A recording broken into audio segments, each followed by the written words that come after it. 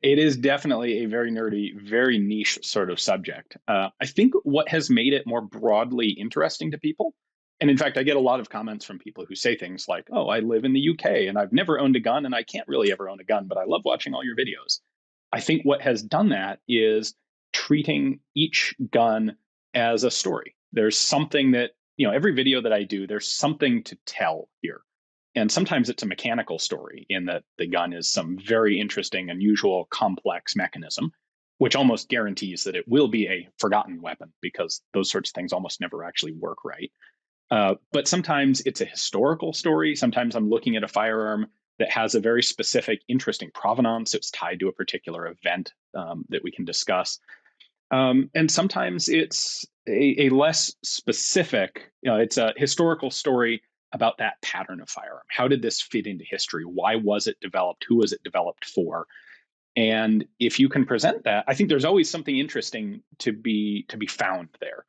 And so if you get away from some of the very generic, oh, this is a Mauser and it's got a bolt action, but if you can get into, well, who actually made this and where did it come from and why did they buy them? I think that can be much more broadly interesting to people than just is gun shoots bullet. Yeah, yes, I think that's very true. I mean, you definitely are able to tell a very engrossing story when you look at some of these firearms. I mean, that's I think what got me into watching your videos in the first place. Obviously, the level of expertise is extremely important. You're not just guessing at these events and trying to sort of uh, think your way through how this could have been designed. A lot of times, you've done the necessary research to understand what what happened along the way in development here and why it didn't work out, why some guns do work out, all the stuff is very well researched, and don't tell a lot of people in media, but oftentimes I will watch your videos for my own research when I'm trying to explain some issue that's happened recently. I mean, for instance, the Alec Baldwin Awesome. shooting situation. You had done a very good video with an armor based in California, but who works on a lot of Hollywood productions, describing what it's like to use firearms on movie sets and the proper procedures. And you went through a bunch of different kinds of prop guns and how they work and their dangers and their safety protocols and so forth. And so, I personally use you as a resource. What is it that made you get into this field? I mean, it sounds like maybe it started off as more of a hobby. Was it connected to a job you had at the time? And what was it that drove you towards it? What motivated this?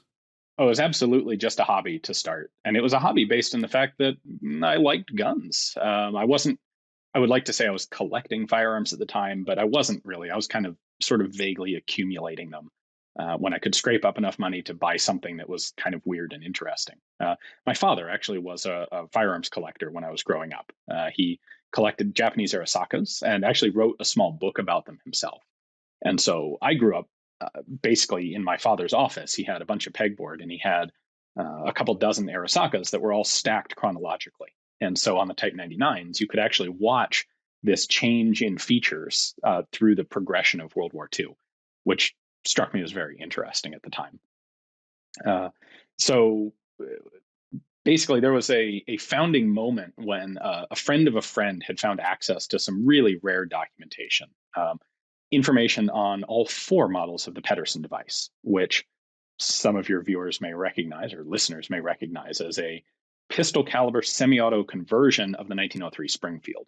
But at the time, they actually also developed versions of it for several other rifles, the Mosin Nagant, the Enfield, the Lebel. And those other models were never put into production, but this guy had found a bunch of the documentation. And he was old and passed away shortly thereafter, and his family just threw all the stuff out because to them it was some rando box of old papers. And we'll probably never find that stuff again. And that prompted me and a friend to go, maybe there's something we could do about this to actually keep this information around. And that's what spurred me to start Forgotten Weapons. It certainly expanded and shifted and changed paths a bit from there. But that's what actually started it. Yeah, so it's this desire to preserve history, essentially. Yeah. I have to say, I am hugely indebted to all the people out there who are primary source researchers and authors. What allows me to do this, especially at the volume of video production that I do, is that I've assembled a pretty extensive firearms reference library. And if it weren't for some of the people who are out there doing, spending years and years researching and writing specific books on very specific subjects, I would have a very difficult time doing what I do today. They've put the knowledge out there, but it's generally out there in the form of books that are very expensive, that are limited production. Many of them are long out of print. And so being able to take that information and sort of condense it into specific individual stories of specific guns is probably the simplest version of explaining what it is that I do. Yeah, no, that makes a lot of sense to me. I actually remember going to Big Sandy's machine gun shoot, if you've ever been to that event in Arizona. Mm-hmm. And I think I haven't understand to some degree the appeal of what you're talking about. Yeah, it's a fantastic event, right? So people who own machine guns in America, they like to get together and shoot them occasionally. There's a couple big events where this happens. Big Sandy is one of them. Knob Creek would be another one, but that's probably even more high profile, really. But Big Sandy, when I attended that event to write about it a few years back, what I was struck by was the sort of living history aspect of it. You have a lot of people there who own guns that are, very old and very historically relevant, but they also tend to be the kind of people who are collectors who have a sort of living knowledge of these firearms and how they work, and you get to see them in practice. And you get to talk to the people who, in some cases, literally wrote the book about them. There's one gentleman who I got to shoot his Vickers, I believe, which is obviously a World War I vintage machine gun, and he had written an entire book about the Vickers, and he was like a human encyclopedia on it. It's very fascinating to interact with someone like that and shoot the gun that they have this knowledge about and watch them. This guy was like in his 80s by this point, and he could still. Oh, yeah, he's like 1,000 years old.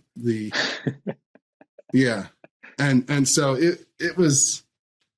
it's a really fascinating thing to experience. And then people would go out, even if they didn't own guns or have tickets to be able to shoot the guns. They have like this spectator's ticket that you could buy, and you can watch these people and you can interact with the owners, who tend to be sort of amateur historians to even really people who, again, have written books on the guns themselves and from firsthand, first sources, primary sources. And it's just fascinating. It's kind of like walking through a museum, except the guns are actually being used in front of you.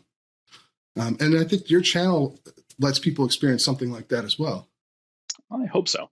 I think there's a misconception out there that because machine guns are very expensive today, the people who own them must be like a bunch of rich people who are trying to, who are profiteering or trying to invest in machine guns and, scheming to get the values to go up even higher, when the reality is machine guns are very expensive today. And so the people who end up owning many of them are incredibly dedicated to the history and the understanding of those guns, because they have worked very hard and they've sacrificed a lot of other potential opportunities to be able to own or even collect machine guns. And for those people, the history is what draws them to those guns. And it's fun. I've talked to a great many machine gun collectors and owners, and I don't think I've ever run into a person who would actually oppose the entire NFA being repealed, the registry being wiped out, or at least reopened for new machine guns to be registered. Because, yeah, we all know that would tank the dollar value of many machine guns, but it would let so many more guns be protected, guns that today are floating around unregistered and there's nothing that can be done with them. And when they surface, when someone dies and their paperwork's been lost, or they never registered the guns after they brought them home from World War II or Korea or Vietnam, those guns today generally get destroyed or locked up in police collections. Being able to actually put them back into the public domain, essentially, is something that virtually every machine gun owner I've ever talked to is completely in favor of. They'd all be perfectly fine with the dollar value of their collections dropping momentously if it meant that history being better preserved.